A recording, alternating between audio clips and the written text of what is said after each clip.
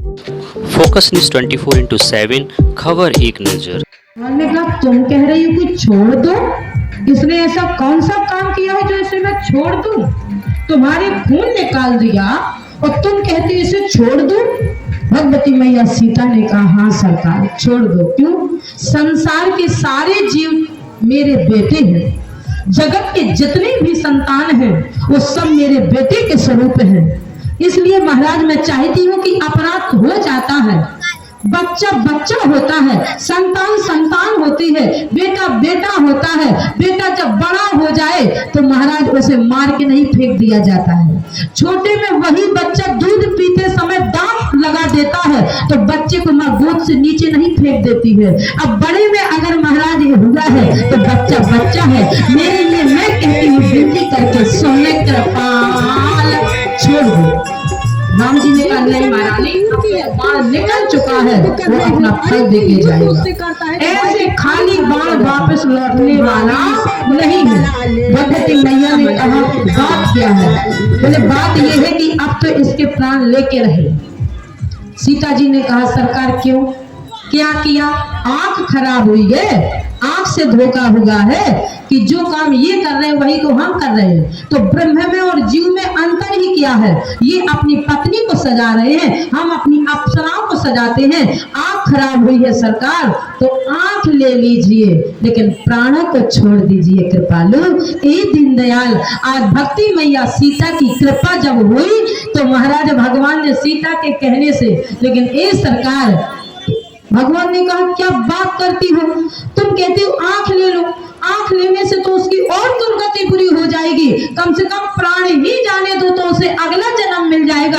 भक्ति मैया सीता ने कहा नहीं, वो चाहे शरीर छोटा हो, चाहे बड़ा हो, चाहे चींटी का हो, चाहे हाथी का हो, सबको अपने प्राणों से प्रेम होता है सरकार। लेकिन मैं कहती हूँ कि जीवन की रही बात तो आप एक आंख ले लीजिए और एक आंख छोड़ दीजिए पर प्राण ना लीजिए। वो अपनी एक आंख से ही अपने जीवन का यापन कर लेगा। और जो महारानी ने कहा बोले सुनो कृपाल, सुने कृपाल आती वो आरत बानी और एक नयन करी तजा भवानी।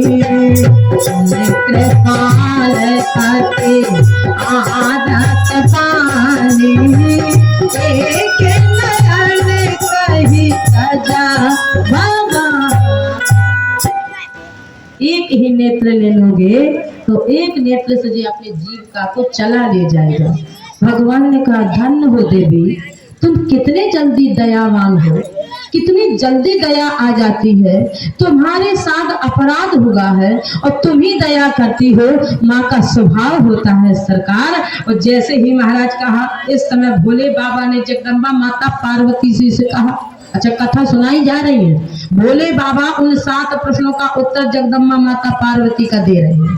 तो यहाँ भोले बाबा जगदम्बा माता पार्वती को सुना रहे हैं, वहाँ काकभूषण जी महाराज गरुड़ जी को सुना रहे हैं। भोले बाबा ने कहा ए देवी एक बात बताओ। बोले ये बताओ भवानी एक बार भी कोई शरण में यदि आ जाए तो क्षमा कर देना चाहिए।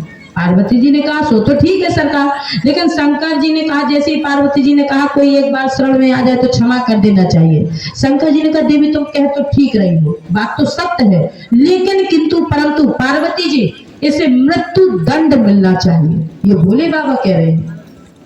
यही तो उन्होंने अपनी देवी माता सती के साथ भी किया था कि अब मैं नहीं वही है सोई जो और राम रच राखा। तो आज भोले बाबा जगदम्बा माता पार्वती जी से कह रहे, दोनों कैलाश पर्वत पर बैठे बैठे बातचीत कर रहे हो, बोले इसे मृत्यु दंड मिलना चाहिए। तो जगदम्बा माता पार्वती ने कहा महाराज कैसी बातें करते हो, अगर उसने आकर के क्षमा मांग ली तब। तो भोले बाबा ने कहा अच्छा तुम बताओ ये कि मृत्यु दंड पहले इसे मिलना चाहिए कि रावण को मिलना चाहिए? और अगर आधे रावण का करवा दिया तो कल की कथा छूट ना जाएगी। बोलो हनुमान जी महाराज की जय। बोले ये बताओ देवी की मृत्यु दंड इसे पहले मिलना चाहिए या रावण को पहले मिलना चाहिए? तो जगदम्बा माता पार्वती ने कहा महाराज मिलना चाहिए रावण को बाद में और जयंत को पहले। क्यों? बोले इसलिए जयंत को पहले बोले